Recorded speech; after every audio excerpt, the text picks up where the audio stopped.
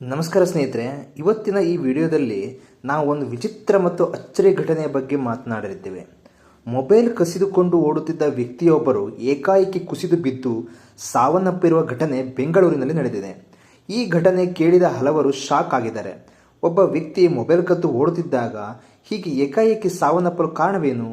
ನಿಜವಾಗಿಯೂ ಅತಿಯಾದ ಓಟ ಮತ್ತು ಭಯದಿಂದ ಹೃದಯಾಘಾತ ಆಗಿರಬಹುದೇ? ಈ ಘಟನೆಯ ಸಂಪೂರ್ಣ ಮಾಹಿತಿ ಮತ್ತು ಹೃದಯಾಘಾತದ ಬಗ್ಗೆ ಪ್ರತಿಯೊಬ್ಬರೂ ತಿಳಿದುಕೊಳ್ಳಬೇಕಾದ ಮಹತ್ವದ ವಿಚಾರಗಳನ್ನು ಈ ವಿಡಿಯೋದಲ್ಲಿ ತಿಳಿದುಕೊಳ್ಳೋಣ. ವಿಡಿಯೋವನ್ನು ಕೊನೆವರೆಗೂ ತಪ್ಪದೆ ನೋಡಿ. ಮೊದಲು ನಮ್ಮ ಚಾನಲ್ಗೆ ಹೊಸದಾಗಿ ಬಂದಿದ್ದರೆ ಈಗಲೇ ಸಬ್ಸ್ಕ್ರೈಬ್ ಮಾಡಿ. ವಿಡಿಯೋ ಇಷ್ಟವಾದರೆ ಲೈಕ್ ಮಾಡಿ ಹಾಗೂ ನಿಮ್ಮ ಅಭಿಪ್ರಾಯವನ್ನು ಕಮೆಂಟ್ ಮೂಲಕ ತಿಳಿಸಿ.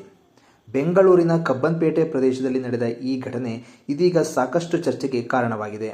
ಲಭ್ಯ ಮಾಹಿತಿಯ ಪ್ರಕಾರ ಜುನೈದ್ ಎಂಬ ವ್ಯಕ್ತಿ ಸಾರ್ವಜನಿಕರೊಬ್ಬರ ಮೊಬೈಲ್ ಫೋನ್ ಕಸಿದುಕೊಂಡು ಅಲ್ಲಿಂದ ಪರಾರಿಯಾಗಲು ಯತ್ನಿಸಿದ್ದಾನೆ. ಮೊಬೈಲ್ ಕಸಿದುಕೊಂಡ ತಕ್ಷಣ ಸ್ಥಳೀಯರು ಆತನನ್ನು ಹಿಡಿಯಲು ಬೆನ್ನಟ್ಟಿದ್ದಾರೆ. ಜನರು ತನ್ನ ಹಿಂದೆ ಬರುತ್ತಿದ್ದಾರೆ ಎಂಬ ಆತಂಕದಲ್ಲಿ ಆತ ವೇಗವಾಗಿ ಓಡಲು ಆರಂಭಿಸಿದ್ದಾನೆ. ಕೆಲವೇ ಕ್ಷಣಗಳಲ್ಲಿ ಆತ ಏಕಾಏಕಿಯಾಗಿ ರಸ್ತೆಯಲ್ಲೇ ಕುಸಿದು ಬಿದ್ದಿದ್ದಾನೆ. ಮೊದಲಿಗೆ ಜನರಿಗೆ ಏನಾಗಿದೆ ಎಂಬುದು ಅರ್ಥವಾಗಲಿಲ್ಲ. ಕೆಲವರು ಆತ ಆಯಾಸದಿಂದ ಬಿದ್ದಿರಬಹುದು ಎಂದುಕೊಂಡರು. ಆದರೆ ಆತ ಯಾವುದೇ ಪ್ರತಿಕ್ರಿಯೆ ನೀಡದ ಕಾರಣ ತಕ್ಷಣ ಆಸ್ಪತ್ರೆಗೆ ಕರೆದೊಯ್ಯಲು ಪ್ರಯತ್ನಿಸಿದ್ದಾಗಿದೆ. ದುರದೃಷ್ಟವಶಾತ್ ಆಸ್ಪತ್ರೆಗೆ ಸಾಗಿಸುವಷ್ಟರಲ್ಲಿ ಆತ ಮೃತಪಟ್ಟಿದ್ದಾನೆ ಎಂದು ತಿಳಿದುಬಂದಿದೆ. ಈ ಘಟನೆ ಕಂಡವರು ಕೂಡ ಬೆಚ್ಚಿಬಿದ್ದಿದ್ದಾರೆ. ಕೆಲವೇ ಕ್ಷಣಗಳ ಹಿಂದೆ ಓಡುತ್ತಿದ್ದ ವ್ಯಕ್ತಿ ಇದ್ದಕ್ಕಿದ್ದಂತೆ ಜೀವ ಕಳೆದುಕೊಂಡಿರುವುದು ಅನೇಕರಿಗೆ ಆಘಾತ ತಂದಿದೆ. ಮಾಹಿತಿಯ ಪ್ರಕಾರ ಅತಿಯಾದ ಓಟ, ಭಯ ಮತ್ತು ದೈಹಿಕ ಒತ್ತಡದ ಪರಿಣಾಮ ಹೃದಯಾಘಾತ ಸಂಭವಿಸಿರುವುದು ಎಂದು ಶಂಕೆ ವ್ಯಕ್ತವಾಗಿದೆ. ಆದರೆ ಮರಣೋತ್ತರ ಪರೀಕ್ಷೆ ವರದಿ ಬಂದ ನಂತರವೇ ಸಾವಿನ ನಿಖರ ಕಾರಣ ತಿಳಿಯಲಿದೆ ಎಂದು ಪೊಲೀಸರು ತಿಳಿಸಿದ್ದಾರೆ. ಸದ್ಯ ಪ್ರಕರಣ ದಾಖಲಿಸಿಕೊಂಡಿರುವ ಪೊಲೀಸರು ಹೆಚ್ಚಿನ ತನಿಖೆ ನಡೆಸುತ್ತಿದ್ದಾರೆ. ಈ ಘಟನೆ ನಮ್ಮ ಒಂದು ಮಹತ್ವದ ಪ್ರಶ್ನೆಯನ್ನು ಮೂಡಿಸುತ್ತದೆ. ಒಬ್ಬ ವ್ಯಕ್ತಿ ಓಡಿದ ಮಾತ್ರಕ್ಕೆ ಹೃದಯಾಘಾತ ಆಗಬಹುದೇ? ಸಾಮಾನ್ಯವಾಗಿ ಆರೋಗ್ಯವಂತ ವ್ಯಕ್ತಿಗೆ ಕೇವಲ ಓಡಿದ ಕಾರಣಕ್ಕೆ ಹೃದಯಾಘಾತ ಆಗುವುದಿಲ್ಲ. ಆದರೆ ಈಗಾಗಲೇ ಹೃದಯದ ಸಮಸ್ಯೆ, ಧಮನಿಗಳಲ್ಲಿ ಅಡಚಣೆ, ಅಧಿಕ ರಕ್ತದೊತ್ತಡ ಅಥವಾ ಇತರೆ ಆರೋಗ್ಯ ಸಮಸ್ಯೆಗಳಿದ್ದರೆ ಅತಿಯಾದ ದೈಹಿಕ ಒತ್ತಡ ಹೃದಯದ ಮೇಲೆ ಹೆಚ್ಚುವರಿ ಒತ್ತಡವನ್ನು ಉಂಟು ಮಾಡಬಹುದು. ಅದರ ಜೊತೆಗೆ ತೀವ್ರ ಭಯ, ಆತಂಕ ಅಥವಾ ಮಾನಸಿಕ ಒತ್ತಡ ಇದ್ದರೆ ಹೃದಯ ಬಡಿತ ವೇಗವಾಗಿ ಹೆಚ್ಚಾಗುತ್ತದೆ. ಕೆಲ ಸಂದರ್ಭಗಳಲ್ಲಿ ಇದು ಗಂಭೀರ ಕಾಯಿಲೆಗಳನ್ನು ಉಂಟು ಮಾಡಬಹುದು. ಹೃದಯಾಘಾತ ಎಂದರೇನು ಎಂಬುದನ್ನು ಸರಳವಾಗಿ ಅರ್ಥ ಮಾಡಿಕೊಳ್ಳೋಣ. ನಮ್ಮ ಹೃದಯಕ್ಕೆ ನಿರಂತರವಾಗಿ ರಕ್ತ ಮತ್ತು ಆಮ್ಲಜನಕದ ಪೂರೈಕೆ ಅಗತ್ಯವಾಗಿರುತ್ತದೆ. ಈ ರಕ್ತವನ್ನು ಪೂರೈಸುವ ಧಮನಿಗಳಲ್ಲಿ ಅಡಚಣೆ ಉಂಟಾದರೆ ಹೃದಯದ ಕೆಲವು ಭಾಗಗಳಲ್ಲಿ ರಕ್ತ ತಲುಪುವುದಿಲ್ಲ. ಪರಿಣಾಮವಾಗಿ ಹೃದಯದ ಸ್ನಾಯುಗಳು ಹಾನಿಗೊಳಗಾಗುತ್ತದೆ. ಈ ಸ್ಥಿತಿಯನ್ನೇ ಹೃದಯಾಘಾತ ಎಂದು ಕರೆಯಲಾಗುತ್ತದೆ. ಸಮಯಕ್ಕೆ ಸರಿಯಾಗಿ ಚಿಕಿತ್ಸೆ ಸಿಗದಿದ್ದರೆ ಜೀವಕ್ಕೂ ಅಪಾಯ ಉಂಟಾಗಬಹುದು.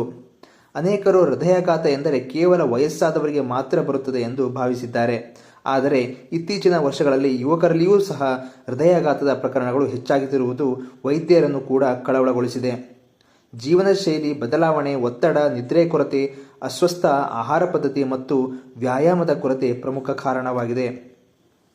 ಹೃದಯಾಘಾತ ಸಂಭವಿಸುವ ಮೊದಲು ಕೆಲವು ಪ್ರಮುಖ ಲಕ್ಷಣಗಳು ಕಾಣಿಸಿಕೊಳ್ಳಬಹುದು.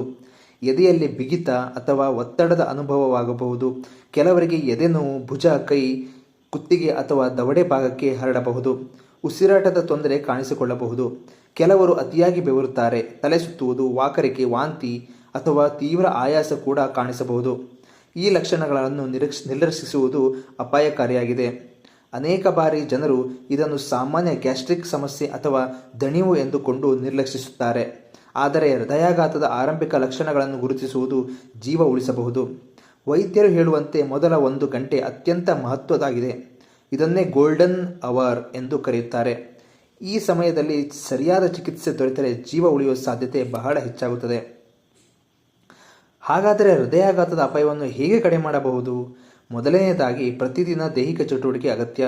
ಕನಿಷ್ಠ ಅರ್ಧ ಗಂಟೆ ನಡೆಯುವುದು ಅಥವಾ ವ್ಯಾಯಾಮ ಮಾಡುವುದು ಹೃದಯದ ಆರೋಗ್ಯಕ್ಕೆ ಉತ್ತಮ. ಧೂಮಪಾನ ಮತ್ತು ತಂಬಾಕು ಸೇವನೆ ಇದ್ದರೆ ಅದನ್ನು ಸಂಪೂರ್ಣವಾಗಿ ಬಿಡುವುದು ಅತ್ಯಗತ್ಯ.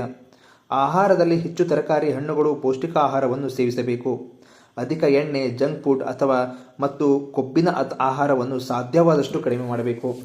ಇದರ ಜೊತೆಗೆ ರಕ್ತದೊತ್ತಡ, ಮಧುಮೇಹ ಮತ್ತು ಕೊಲೆಸ್ಟ್ರಾಲ್ ಮಟ್ಟವನ್ನು ನಿಯಮಿತವಾಗಿ ಪರೀಕ್ಷಿಸಿಕೊಳ್ಳಬೇಕು. ಮಾನಸಿಕ ಒತ್ತಡವನ್ನು ನಿಯಂತ್ರಿಸಲು ಯೋಗ, ಧ್ಯಾನ ಅಥವಾ ಇತರೆ ವಿಶ್ರಾಂತಿ ವಿಧಾನಗಳನ್ನು ಅನುಸರಿಸಬಹುದು. ಸಾಕಷ್ಟು ನಿದ್ರೆ ಪಡೆಯುವುದು ಹೃದಯದ ಆರೋಗ್ಯಕ್ಕೆ ಬಹಳ ಮುಖ್ಯವಾಗಿದೆ.